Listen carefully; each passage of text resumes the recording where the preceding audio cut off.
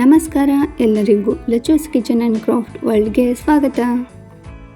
ತುಂಬ ಈಸಿಯಾಗಿರುವಂಥ ಸೋರೆಕಾಯಿ ಪಲ್ಯ ಇವತ್ತು ನಾವು ಮಾಡೋಣ. 2 ಟೇಬಲ್ ಸ್ಪೂನ್ ಆಗುವಷ್ಟು ಎಣ್ಣೆ ಹಾಕಿ ಇದರಲ್ಲಿ ಸಾಸಿವೆ ಜೀರಿಗೆ ಹಾಕಿಬಿಡೋಣ.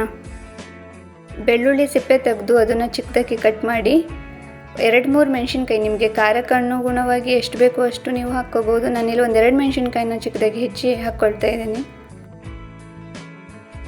1 ಈರುಳ್ಳಿನ ಚಿಕ್ಕದಾಗಿ ಕಟ್ ಮಾಡಿ ಹಾಕ್ಕೊಳ್ಳೋಣ. ಈರುಳ್ಳಿ ಸ್ವಲ್ಪ ಕಲರ್ ಚೇಂಜ್ ಆಗಲಿ ಅಷ್ಟೇ ಸಾಕು.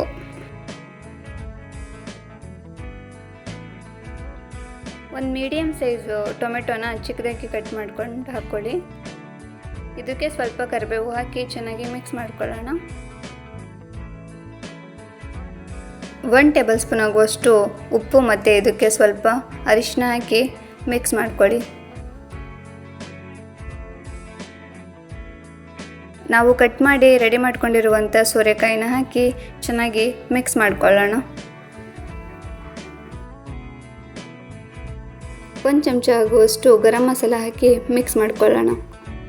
ಪಲ್ಯಕ್ಕೆ ಟೇಸ್ಟ್ ಬರೋದಕ್ಕೋಸ್ಕರ ಸ್ವಲ್ಪ ಶೇಂಗಾ ಬೀಜ ಮತ್ತು ಒಣ ಕೊಬ್ಬರಿನ ಹುರಿದು ಮಿಕ್ಸಿ ಜಾರಿಗೆ ಹಾಕಿ ಸ್ವಲ್ಪ ತರ್ತರಿಯಾಗಿ ಪೌಡರ್ ಮಾಡಿ ಇದರಲ್ಲಿ ಮಿಕ್ಸ್ ಮಾಡ್ಕೊಳ್ಳೋಣ. ಮಿಕ್ಸ್ ಮಾಡ್ಕೊಳ್ಳುವಾಗ ಗ್ಯಾಸ್ ಫ್ಲೇಮು ಲೋವಲ್ಲೇ ಇರಲಿ.